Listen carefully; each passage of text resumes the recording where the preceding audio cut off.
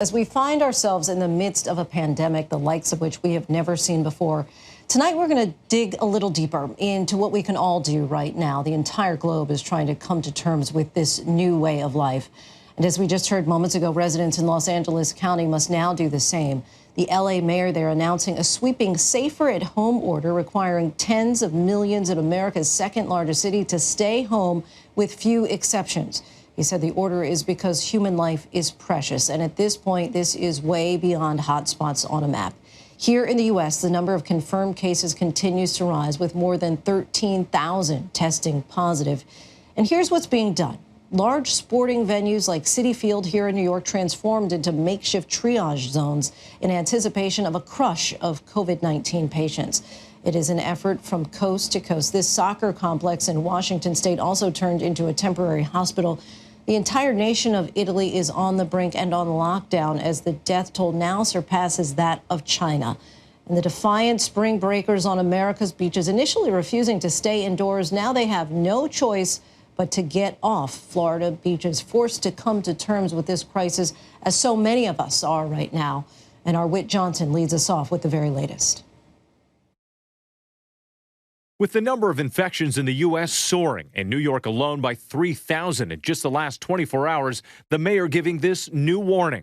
But the federal government does not do all in its power immediately. There will be people who die who didn't need to die. Adding this is going to be one of the most difficult moments in the city's history. This as the White House is making an ambitious promise to fast-track medical treatments for patients with COVID-19. It's shown very encouraging, very encouraging early results.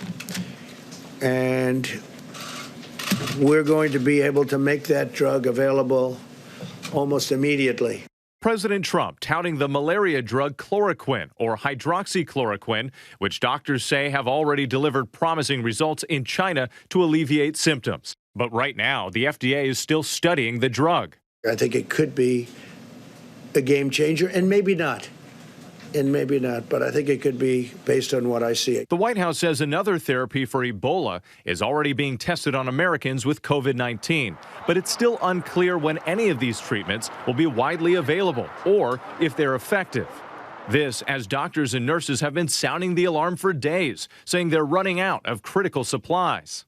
The CDC even recommending using homemade masks like a bandana or scarf as a last resort. Nurses are working with inadequate protections, and that ranges from head coverings, respirators, eye shields, appropriate gowns. But Vice President Pence claiming a company that makes those vital N95 masks is ramping up production to 35 million per month, adding that the government has now identified tens of thousands of ventilators as well.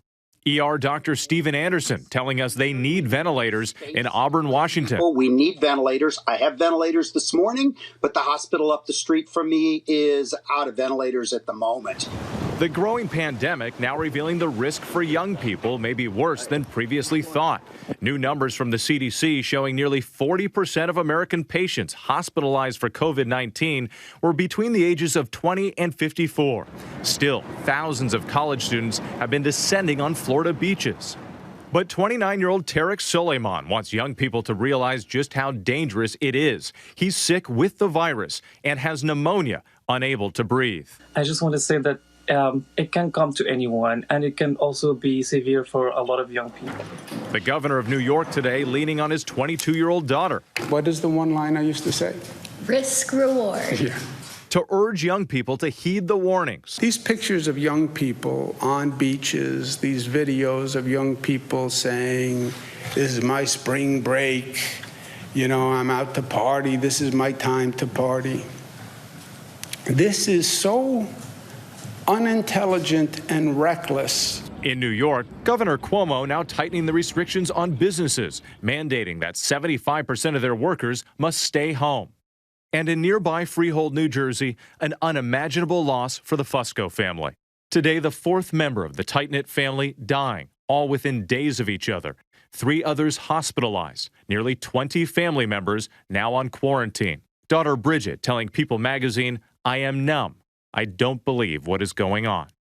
And Whit Johnson joins us now. Whit, such a tragedy for that family. And some of them are still in the hospital?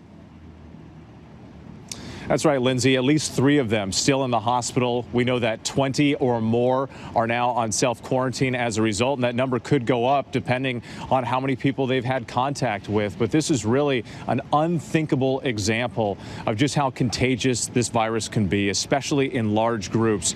The New York Times is also reporting that matriarch died while on a ventilator in the hospital, never knowing that her 2 oldest children had already passed. Really Lindsay? unable to mourn properly together the deaths of their relatives and loved ones. Whit Johnson, thank you for that. Hi, everyone. George Stephanopoulos here. Thanks for checking out the ABC News YouTube channel. If you'd like to get more videos, show highlights, and watch live event coverage, click on the right over here to subscribe to our channel. And don't forget to download the ABC News app for breaking news alerts. Thanks for watching.